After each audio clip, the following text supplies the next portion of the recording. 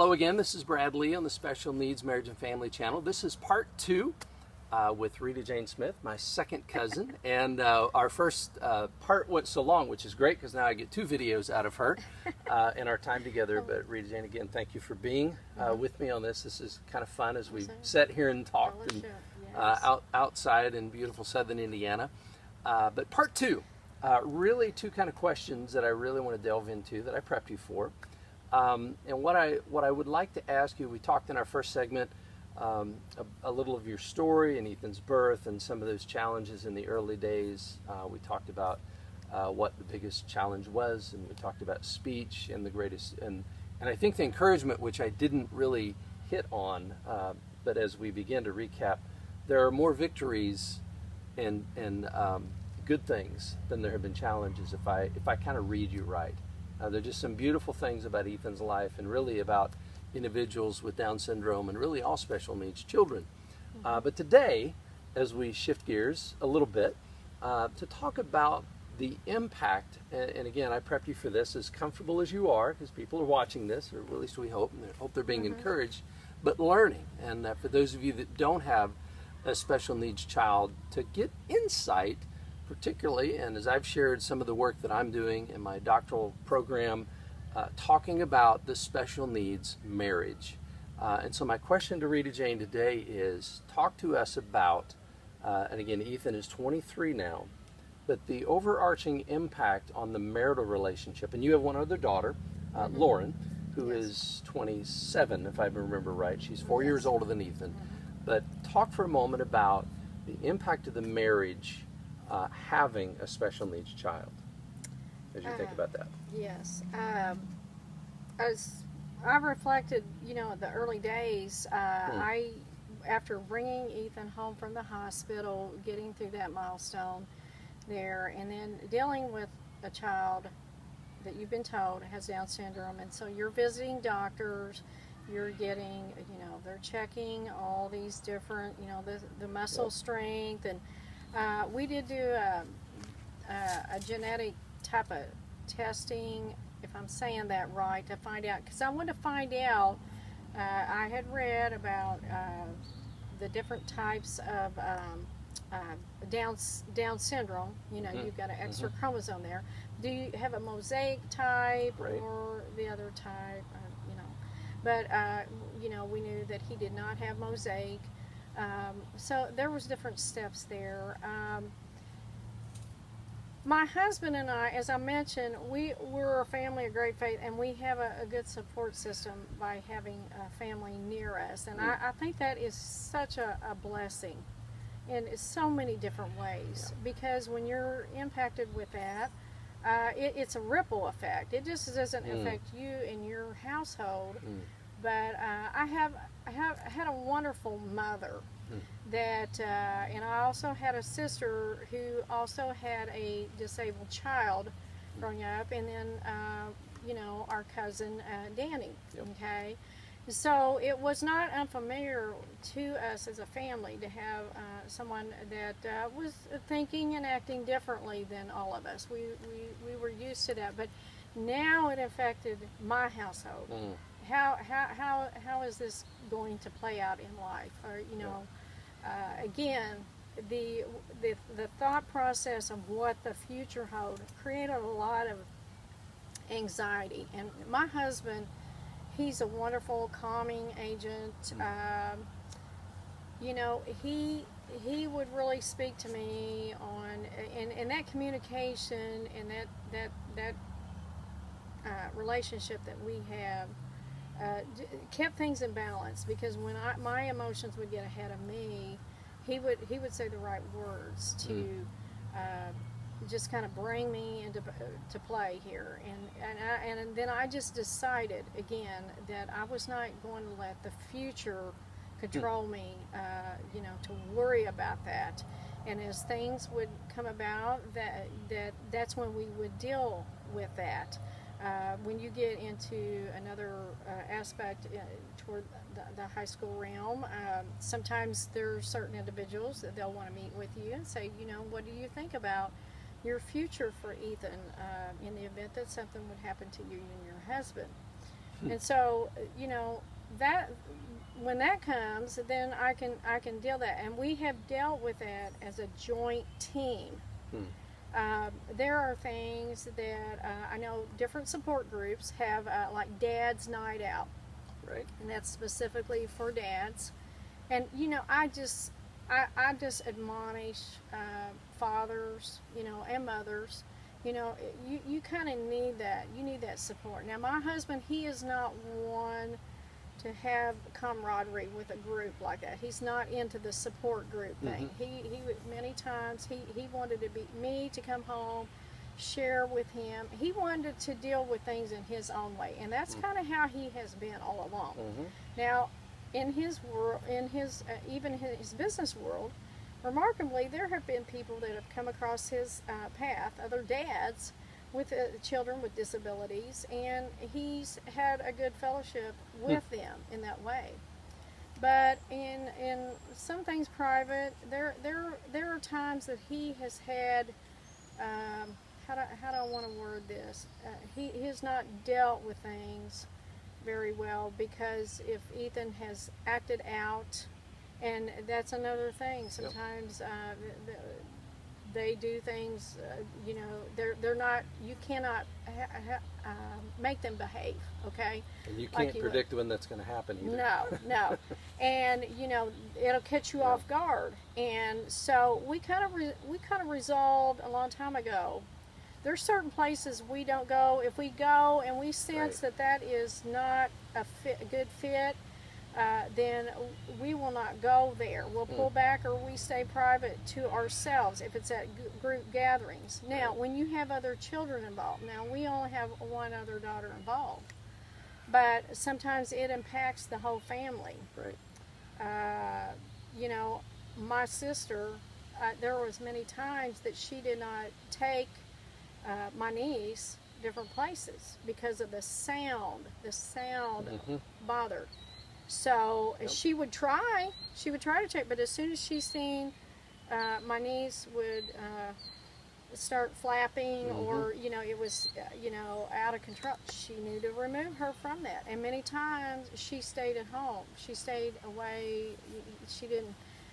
They would travel and plan certain small events, but and I can't really speak for her, but I know whatever mission that we had as a family, we always made sure that we were somewhere that we could all participate, that we could all enjoy ourselves, because I did not want Ethan to, as best as I could, treat him any different than Lauren. I wanted him to have them opportunities, and her to know her brother and be able to communicate that his difference with her peers and so forth.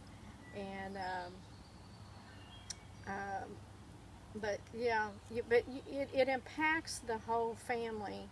And I think it's good that you talk to your children about what is different, and adjustments, yes, have to be made. You can't always do everything you want to do. What maybe normal family members will go out and do that. You can't always do that. And how long have you been married? I have been married 30, I'm putting you on the spot now. almost 34 years. Wow. Yeah. 34 years. Yeah. But we have enjoyed life. We have traveled. We've been at so many different places, and we've enjoyed. You've made it work. Time. Yes, you find your ways, and you always do. Yeah, you don't have to do what the local crowd's doing. There's other things you can do that's, and the joy just multiplies, and having so much fun. Well, that's encouraging. 34 years, 23 of those years with Ethan. Yes, and you're still married. That's a blessing and encouraging to me, and I hope to those watching. But one last question, and that is, looking over the whole span of as a special needs mom, what would you want? And this is a really open question, but what would you want someone that might watch this that doesn't have a special needs child, or maybe somebody that has a 1-year-old with severe autism or Down syndrome or some other disability or diagnosis, what do you know now that you wish you would have known then that you would tell somebody watching? And that was a really discombobulated way of asking that, but I think you know what I'm getting like at. A two-part. A little bit. But what would you want someone to know with 23 years as a parent, 34 years of marriage, still married, in a special needs marriage, as I would call it? What would you want our small but growing viewing audience to know? Two things there that you hit on.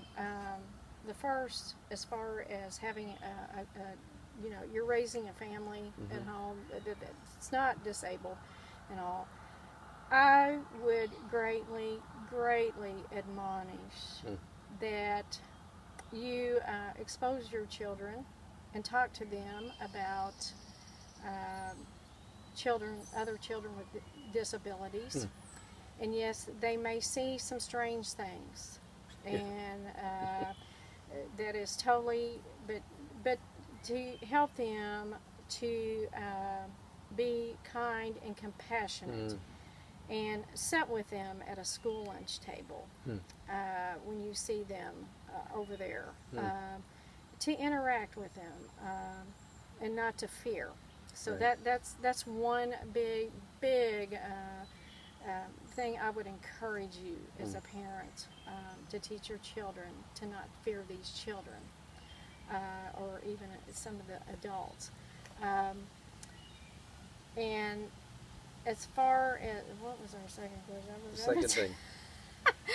So, as a parent with any type of child with a disability, what I've learned on this journey, again, I'm thankful to be surrounded by people that I can talk to, whether it's family, it's friends, it's professionals. You have to talk to someone. You have to, and it's important for you as a husband and a wife that you work together. Now I know some parents might be single. Yep. And I hand you the trophy. And I've met some strong single mothers that's worked like the third shift, that have waited through the night to the morning to speak to the school superintendent to talk about some very important issues with their son or daughter. And I admire. I don't know where you get your strength when when you're dealing with that alone. But every person has their own, how do I want to say, their own battle with whatever they're dealing with. And as I think Michael Fox said it real well, he said if I had it to do where everybody with any kind of problem, physical disability or whatever, they throw it all in a pile, I would go and grab mine back out. Because you kind of develop your routine, you know your child, and yeah, you're going to have mental breakdowns. You're going to be frustrated. You're going to be disappointed. You're going to that you can't go here or there because your child because of what their mind is processing, and you need to stay back from the parties or gatherings, whatever kind of events it is. But it's okay. It's not the ruination of your life. You find other ways to celebrate life with that child. Yep. And I've come to terms that the child is my child's going to be with me for however long. And there are things that come across my path that I've been at several talks with other individuals.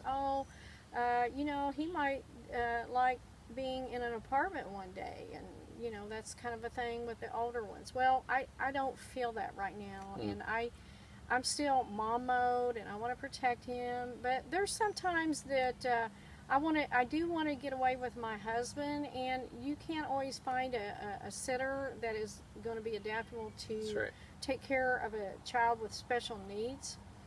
And so, I've kind of dealt with that and found some problems with that. But I'm thankful for a good network of family and friends that you can come in contact with. And I would encourage that, because you have to you have to talk these things out and be around those that know what you're talking about. You know. There's different counselors and so forth, but and just have that network of friends and our family that also has children with special needs, and that would be my main encouragement, and not to let yourself just get so so frustrated how things may not be going your way or you're getting hindered. It seems to me that it's for a purpose, and if anything, it really helps you to step back and just take life for easier.